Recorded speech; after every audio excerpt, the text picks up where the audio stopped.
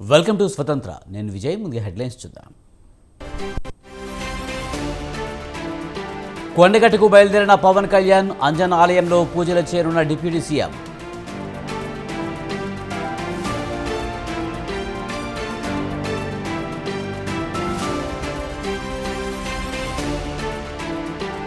డిఎస్కు నేతల నివాళులు. రేపు నిజామాబాద్లో అంత్యక్రియలు.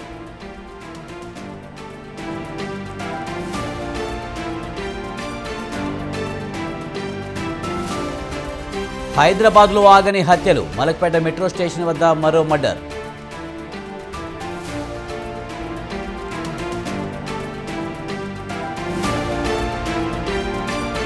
తెలంగాణ డిఎస్సి పరీక్షల షెడ్యూల్ విడుదల.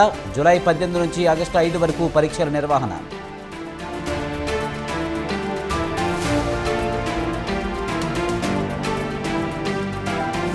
నేటి నుంచి అమరనాథ్ యాత్ర. బేస్ క్యాంపుకు మొదటి బ్యాచ్.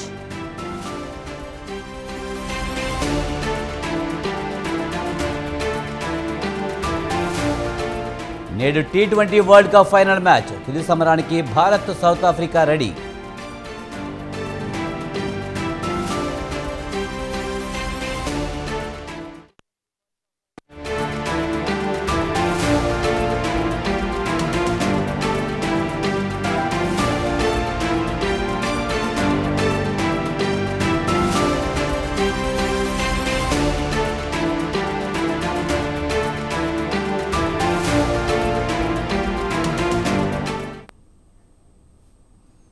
రంగారెడ్డి జిల్లాలోని షాద్ నగర్ సౌత్ క్లాస్ పరిశ్రమలో జరిగిన ప్రమాదంలో మృతుల సంఖ్య 5కు చేరింది.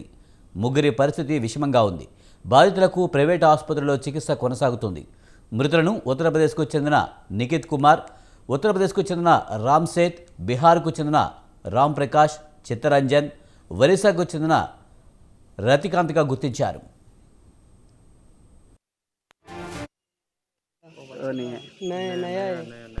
नया बंदा है ये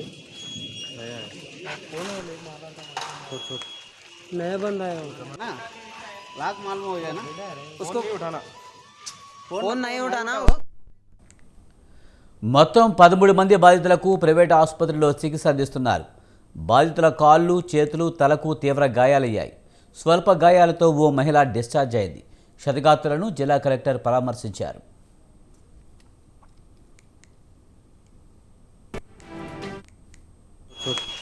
नया बंदा है ना. लाख मालूम हो गया ना उसको उठाना फोन नहीं उठाना. उसको कौन है बंदा देखो पकड़ो. సౌత్ గ్లాస్ ప్రైవేట్ లిమిటెడ్ పరిశ్రమలో రియాక్టర్ పేలిన సంఘటనలో 5గురు మృతి చెందినట్లు ఆర్డీఓ వెంకటమాధవరావు తెలిపారు. షాద్ నగర్లో సౌత్ గ్లాస్ ప్రైవేట్ లిమిటెడ్ కంపెనీలో నిన్న సాయంత్రం భారీ పేలుడు సంభవించింది. కంప్రెషర్ పేలడంతో 5గురు చనిపోయారు. పలువురికి తీవ్ర గాయాలయ్యాయి. పేలుడు ధాటికి కార్మికుల మృతదేహాలు చిన్నాభిన్నమయ్యాయి. మంటలు చెలరేగడంతో మరికొంతమందికి తీవ్ర గాయాలయ్యాయి. సమాచారం తెలుసుకున్న పోలీసులు, అగ్నిమాపక సిబ్బంది ఘటనాస్థలికి చేరుకుని మంటలు అదుపు చేస్తున్నారు. ఒకేసారి కంప్రెషర్ పేలడంతో ఈ ప్రమాదం జరిగినట్లు పోలీసులు తెలిపారు.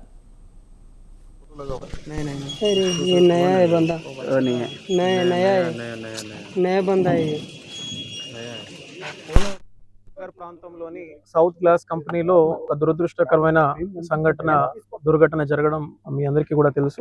లోపల మనకు గ్లాస్ లామినేషన్ సంబంధించిన ఆటోక్లేవ్ మషిన్ లో అది చేసే సందర్భంలో అక్కడ ఆ సేఫ్టీ వాల్ పనిచేయకుండా పోవడంతో ఆ గేట్ అన్నది ఆ ప్రెషర్ కి తట్టుకోలేక అది పేలి ఈ దుర్ఘటన సంభవించింది. మేము పూర్తిగా ఆ సమాచారం వచ్చిన వెంటనే ప్రభుత్వం వైపు నుంచి రెవెన్యూ కానివ్వండి, పోలీస్ కానివ్వండి, ఫైర్ డిపార్ట్మెంట్ అండ్ అట్లాగే medical and health, labour, industries, factories వైపు నుంచి అన్ని డిపార్ట్మెంట్స్ కి సంబంధించిన ఆఫీసర్స్ అందరూ కూడా సహాయక చర్యల్లో పాల్గొనడం.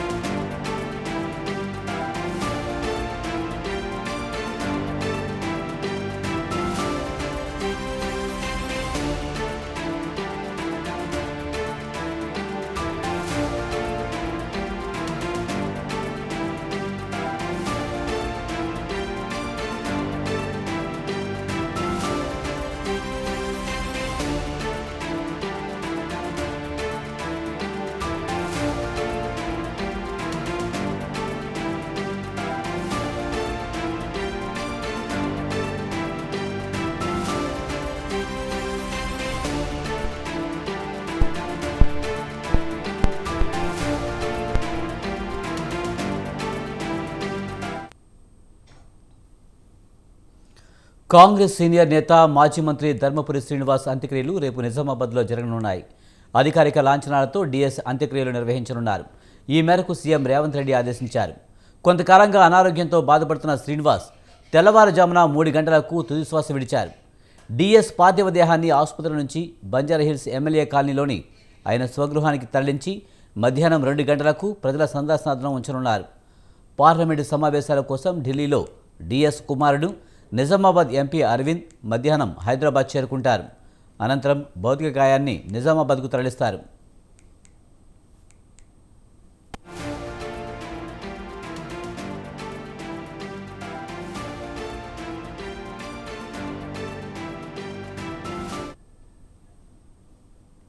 డిఎస్ మృతి పట్ల తెలంగాణ ముఖ్యమంత్రి రేవంత్ రెడ్డి సంతాపం ప్రకటించారు.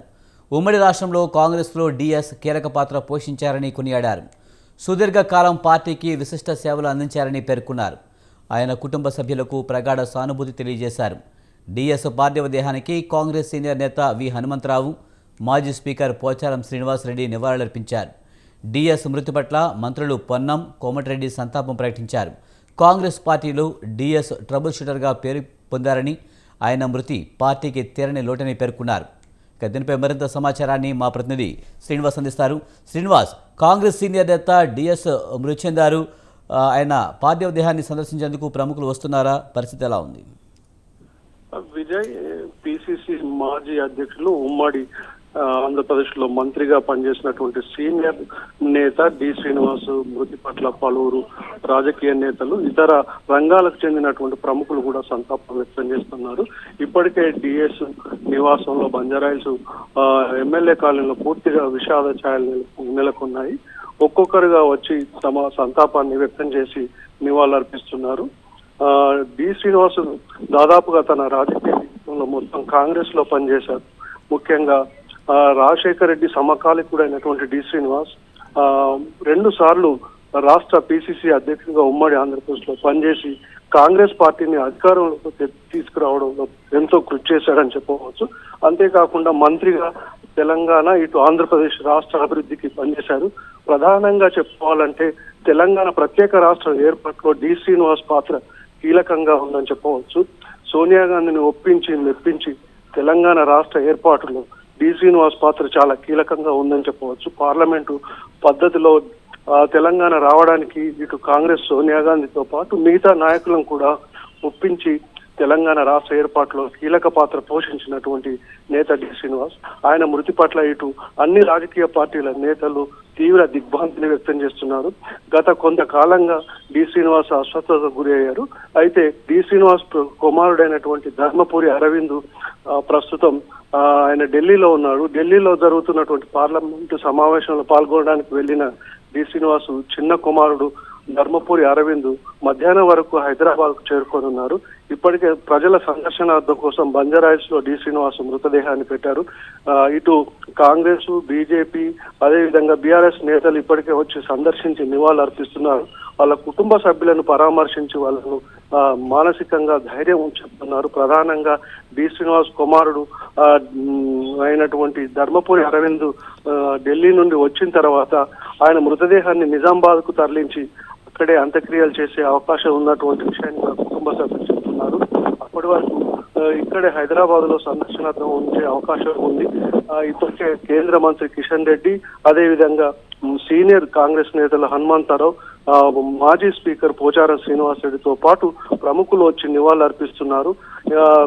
త్వరలోనే అంటే 2-3 గంటల పాటు కాంగ్రెస్ నేతలు కూడా గాంధీ భవన్ తీసుకెళ్లాలా, లేదు అంటే నిజామాబాద్ తీసుకువెళ్లాలన్నటువంటి విషయం మీద కూడా చర్చిస్తున్నారు. ముఖ్యమంత్రి రేవంత్ రెడ్డి కూడా ఈ విషయంలో దిగ్భ్రాంతిని వ్యక్తం చేశారు. ఆయన కూడా డి శ్రీనివాస్ మృతి పట్ల సంతాపాన్ని వ్యక్తం చేశారు.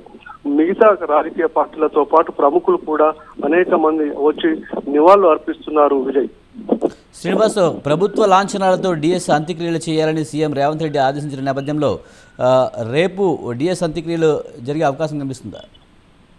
అయితే తెలంగాణ ఏర్పాటుతో పాటు ఉమ్మడి ఆంధ్రప్రదేశ్ లో మంత్రిగా పనిచేసిన సుదీర్ఘ కాలంగా మంత్రిగా పనిచేశారు. మంత్రిగా పనిచేసినటువంటి డి శ్రీనివాస్ కు అధికారికంగా అంత్యక్రియలు నిర్వహించాలన్నటువంటి విషయాన్ని ఇప్పటికే సీఎం రేవంత్ రెడ్డి ప్రభుత్వ యంత్రాంగానికి ఆదేశాలు జారీ చేశారు. ఈ రోజు సాయంత్రం నిజామాబాద్ తరలించిన తర్వాత రేపు నిజామాబాద్ లో లాంఛనంగా అధికార లాంఛనాలతో అంత్యక్రియలు చేసే అవకాశం ఉందని చెప్పవచ్చు. ఉమ్మడి ఆంధ్రప్రదేశ్ అభివృద్ధితో పాటు తెలంగాణ ఏర్పాటులో కీలక పాత్ర పోషించినటువంటి అంటే అజాత శత్రువుగా ఉన్నటువంటి డి శ్రీనివాస్ కు రాష్ట్ర ప్రభుత్వం అధికారిక లాంఛనాలతో అంత్యక్రియలు చేయాలన్నటువంటి విషయాన్ని ఇప్పటికే ఇటు మంత్రులు అదేవిధంగా సీఎం రేవంత్ రెడ్డి ప్రభుత్వ యంత్రాంగానికి ఆదేశాలు ఇచ్చారు.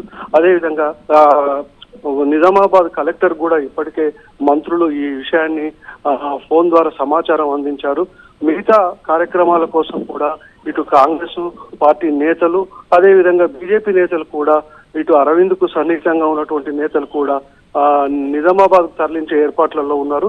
సాయంత్రం కల్లా హైదరాబాద్ లోనే డి శ్రీనివాస్ సందర్శనార్థం అక్కడ ఉన్నటువంటి ఆయన నివాసంలో ఏర్పాటు చేశారు. రేపు నిజామాబాద్ లో అధికార లాంఛనాలతో అంత్యక్రియలు జరిగే అవకాశం ఉందని చెప్పవచ్చు. విజయ్. Right, thanks Srinivas.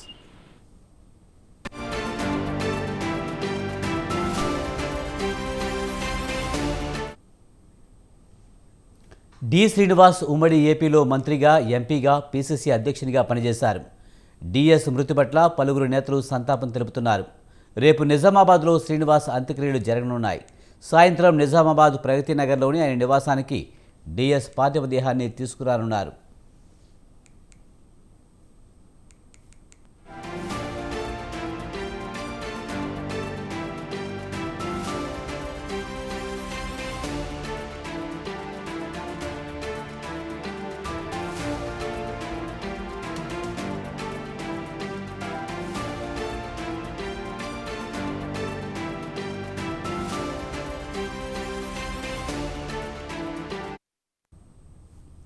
నిజామాబాద్ జిల్లాకు చెందిన ధర్మపురి శ్రీనివాస్ 1948 సెప్టెంబర్ 25న జన్మించారు. ఈయనకు 2 కుమారులు కాగా పెద్ద కుమారుడు సంజయ్ నిజామాబాద్ నగర మాజీ మేయర్గా పనిచేశారు. ప్రస్తుతం ఈయన కాంగ్రెస్ పార్టీలో ఉన్నారు. అలాగే చిన్న కుమారుడు ధర్మపురి అరవింద్ బీజేపీ నుంచి నిజామాబాద్ ఎంపీగా కొనసాగుతున్నారు. డిఎస్ 1989, 99, 2004లో 3 సార్లు ఎమ్మెల్యేగా గెలిచారు. వైఎస్ రాజశేఖర రెడ్డి ప్రభుత్వంలో మంత్రిగా పనిచేశారు.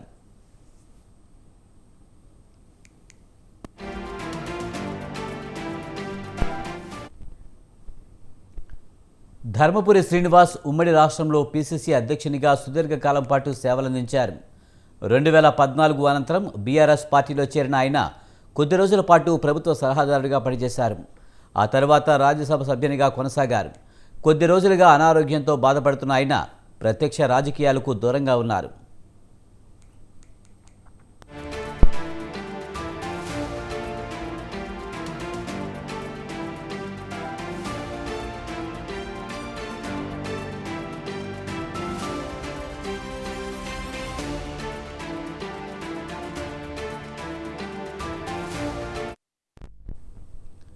తండ్రి మరణం పట్ల ధర్మపురి అరవింద్ ట్వీట్ చేశారు. అన్నా అంటే నేనున్నా అని, ఏ ఆపదలో అయినా ఆదుకునే సీనన్నా ఇక లేరంటూ భావోద్వేగానికి గురయ్యారు. ఐ మిస్ యూ డాడీ అంటూ ట్వీట్ చేశారు. తన తండ్రి, గురువు అన్నీ నాన్నే అన్నారు. ఎదురొడ్డు, పోరాడు, భయపడకు అని నేర్పింది నాన్నేనని చెప్పారు. ప్రజలను ప్రేమించు, ప్రజల కొరకే జీవించని చెప్పింది నాన్నే అంటూ కన్నీరు పెట్టుకున్నారు.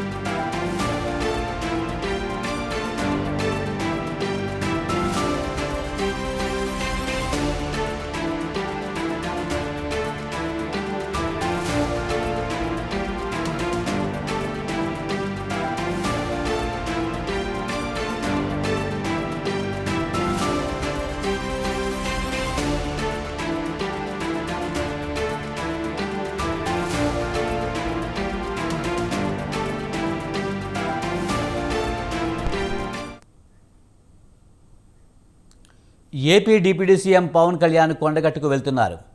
హైదరాబాద్ మాదాపూర్లోని ఆయన నివాసం నుంచి రోడ్డు మార్గాన కొండగట్టుకు బయలుదేరారు పవన్ కళ్యాణ్.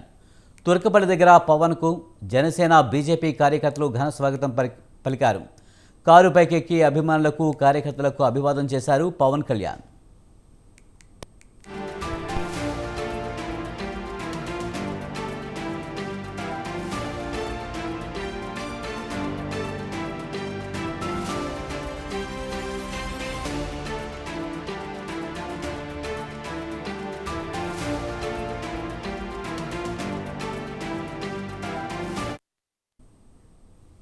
ఆలయంలో పవన్ ప్రత్యేక పూజలు చేయనున్నారు. సుమారు గంటన్నరకు పైగా అంజన్న ఆలయంలో పవన్ పూజలు చేస్తారు.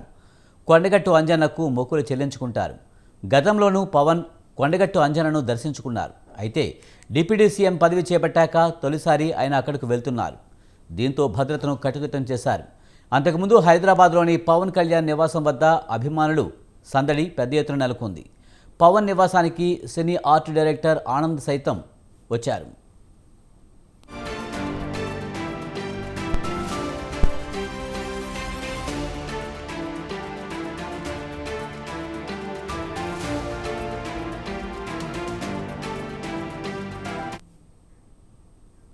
మరోవైపు పవన్ తెలంగాణ పర్యటనకు రాజకీయ ప్రాధాన్యం ఏర్పడింది. తెలంగాణలో జనసేన బలోపేతంపై పవన్ దృష్టి సారించినట్టు తెలుస్తోంది. కొండగట్టు పర్యటన నుంచి వచ్చిన తర్వాత తెలంగాణ జనసేన నేతలతో పవన్ ప్రత్యేక సమావేశం నిర్వహిస్తారని, ఇతర పార్టీల నుంచి జనసేనలోకి చేరికలు ఉంటాయని సమాచారం.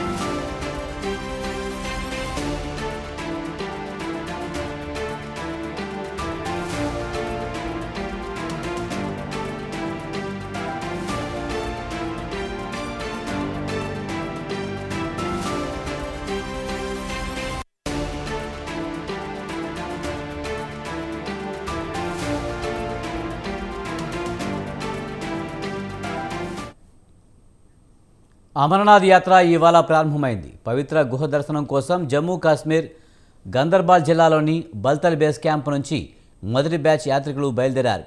పవిత్ర పుణ్యక్షేత్ర దర్శనం కోసం బంబం బోలే, హరహర మహాదేవ్ అంటూ నినాదాలు చేస్తూ భక్తులు పోటెత్తారు.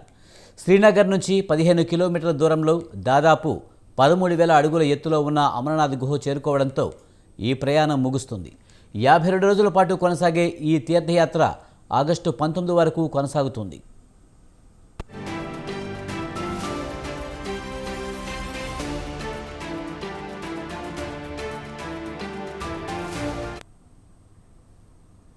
గత ప్రభుత్వ హయాంలో జరిగిన అవినీతి అక్రమాలు ప్రజల ముందు ఉంచుతామని ఎన్నికల ప్రచారంలో చంద్రబాబు చెప్పారు.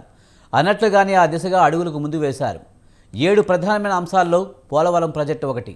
దానికి సంబంధించిన పూర్తి వివరాలు ఏపీ సీఎం విడుదల చేశారు.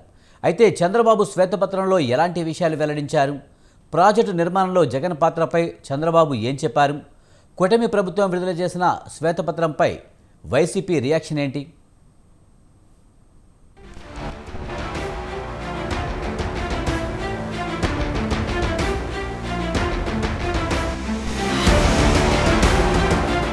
తాము విడుదల చేసిన శ్వేతపత్రం 2 భాగాలుగా ఉంటుందని ఏపీ సీఎం చంద్రబాబు చెప్పారు. మొదటిది పోలవరం, రెండోది ఇతర సాగునీటి ప్రాజెక్టులు.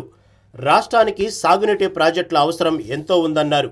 2014 నుంచి 2019 వరకు సాగునీటి ప్రాజెక్టులపై తమ ప్రభుత్వం 67,000 కోట్లు ఖర్చు చేసిందన్నారు. ఇప్పుడైతే వాటి నిర్వహణ ఖర్చులు కూడా ఇవ్వలేని పరిస్థితి ఏర్పడిందన్నారు. ఇక రాష్ట్రాభివృద్ధికి జీవనాడి పోలవరం ప్రాజెక్టు. రాష్ట్రానికి 2 ప్రధానమైన ప్రాజెక్టులు, ఒకటి అమరావతి, 2 పోలవరం. 2 కూడా 2 కళ్ళు లాంటివని చెప్పారు. ఈ రెండు పూర్తి చేసుకుంటే విభజన నష్టాలకు పూడ్చుకునే అవకాశం ఉంటుందన్నారు. విభజన చట్టంలో పోలవరంకు జాతీయ హోదా ఇచ్చారు. నదుల అనుసంధానానికి పోలవరం గుండెకాయ వంటిదని చెప్పారు. ఇలాంటి పోలవరం ప్రాజెక్టుకు జగన్ ఒక శాపంలా మారాడని ఫైర్ అయ్యారు. చేత కాకపోతే ఇంట్లో ఉండాలి కానీ రాష్ట్రాన్ని నాశనం చేసే హక్కు ఎవరికి లేదని మండిపడ్డారు. జగన్ క్షమించరాని నేరం చేశారని తీవ్ర స్థాయిలో విమర్శించారు. ఒక కన్ఫ్యూజన్లో పోయే పరిస్థితి వస్తుంది.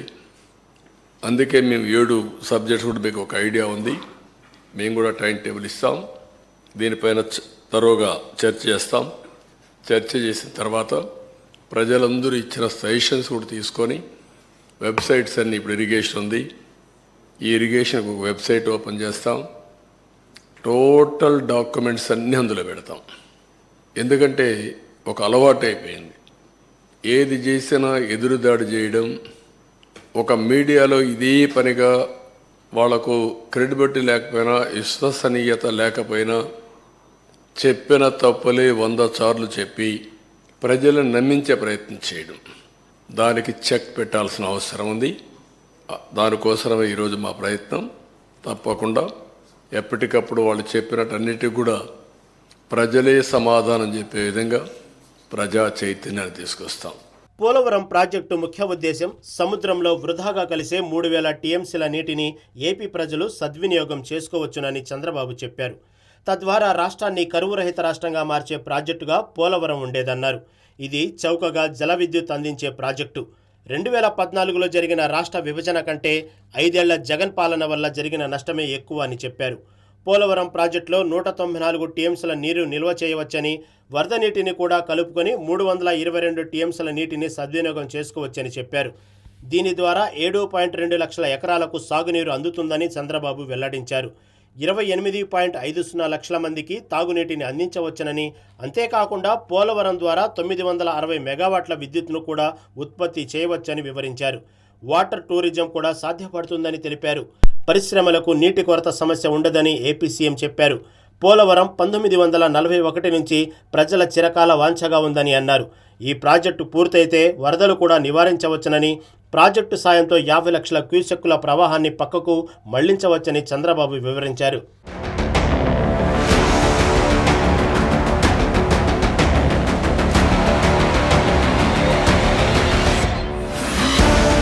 పోలవరం డయాఫ్రామ్ వాల్ డెప్త్ 90 మీటర్లు, 20 మీటర్ల ఎత్తు, 16 మీటర్ల వెడల్పుతో అతి భారీ గేట్లు ఉంటాయని చంద్రబాబు చెప్పారు. 390 కిలోమీటర్ల పొడవైన కుడి ఎడమ కాలువలతో నిర్మాణపరంగా ఇది అతిపెద్ద ప్రాజెక్టు. నాడు టీడీపీ ప్రభుత్వ హయాంలో పోలవరంలో గిన్నిస్ బుక్ రికార్డు సాధించామన్నారు. 24 గంటల్లో 32,315 క్యూబిక్ మీటర్ల కాంక్రీటు పనులు చేపట్టామన్నారు. ఈ స్థాయిలో మరే ప్రాజెక్టు చేపట్టలేదన్నారు. రాష్ట్ర విభజన జరిగాక పార్లమెంటు సమావేశాలు జరగకముందే ఢిల్లీలో ఎంతో శ్రమించి 7 ముంపు మండలాలను ఏపీలో కలిపేలా ఆర్డినెన్స్ తెప్పించామన్నారు.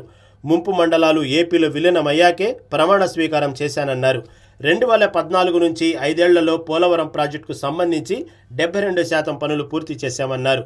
11,762 కోట్ల వ్యయం కాగా DPR2 కింద 55,548 కోట్ల వ్యయానికి టెక్నికల్ కమిటీ ఆమోదం తెలిపిందని చంద్రబాబు శ్వేతపత్రంలో తెలిపారు.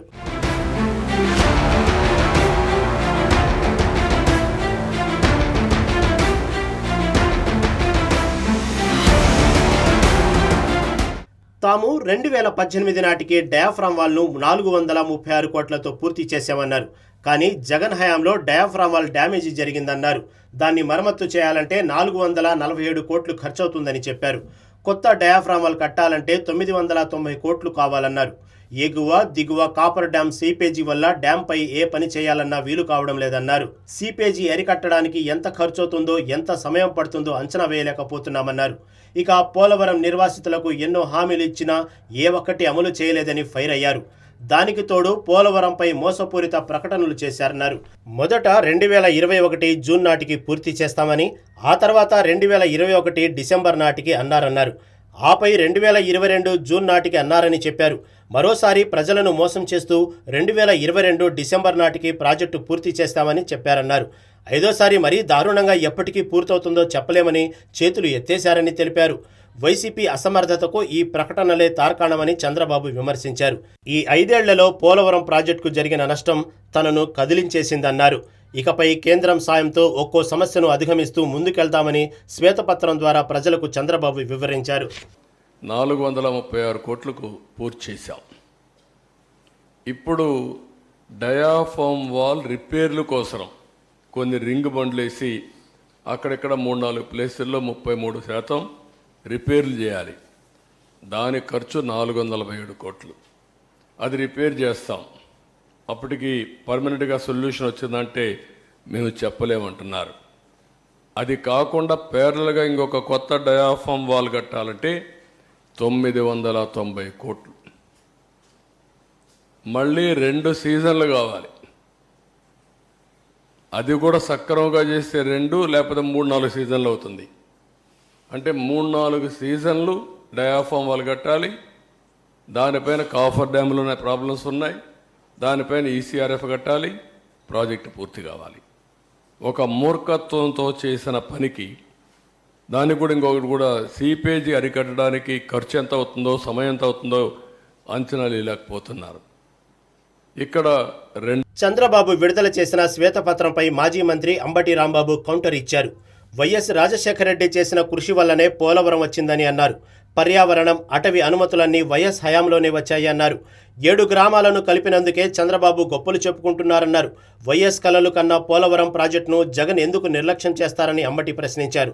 జగన్పై పోలవరం బురద జల్లేందుకే ప్రయత్నాలు చేస్తున్నారని ఫైర్ అయ్యారు. చంద్రబాబులో అహం పెరిగి మాట్లాడుతున్నారన్నారు. పదే జగన్ను దూషించడం వెనుక భయం దాగుందని అన్నారు. పోలవరం ప్రాజెక్టుపై చంద్రబాబుకు శ్రద్ధ లేదని మరోసారి రుజువైందని తెలిపారు. చంద్రబాబును మాటలను చూస్తుంటే ఇచ్చిన వాగ్దానాలను అమలు చేయలేకనే లేనిపోని ఆరోపణలు చేస్తున్నారని అంబటి మండిపడ్డారు. నారా చంద్రబాబు నాయుడు గారు 1995 నుంచి 2004 వరకు మీరు ఈ రాష్ట్రానికి ముఖ్యమంత్రిగా ఉన్నారు.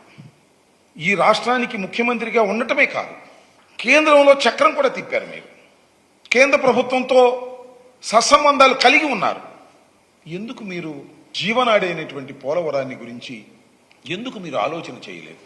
మళ్ళా తిరిగి రాజశేఖర రెడ్డి గారు వచ్చిన తర్వాత మాత్రమే రాజశేఖర రెడ్డి గారు ఆలోచన చేయాల్సిన పరిస్థితి ఎందుకు వచ్చింది?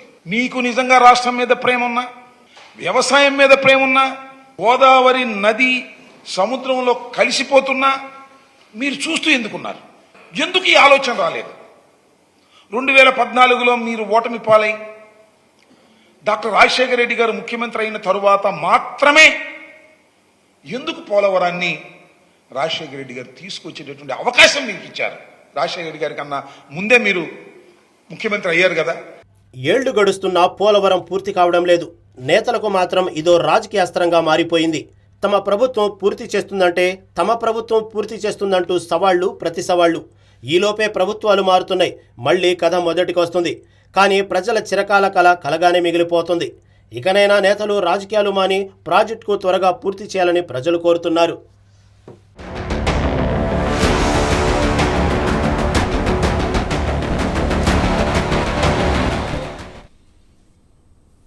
ఇవి ఈ బ్రిటన్ విశేషాలు. చూస్తూనే ఉండండి స్వతంత్ర.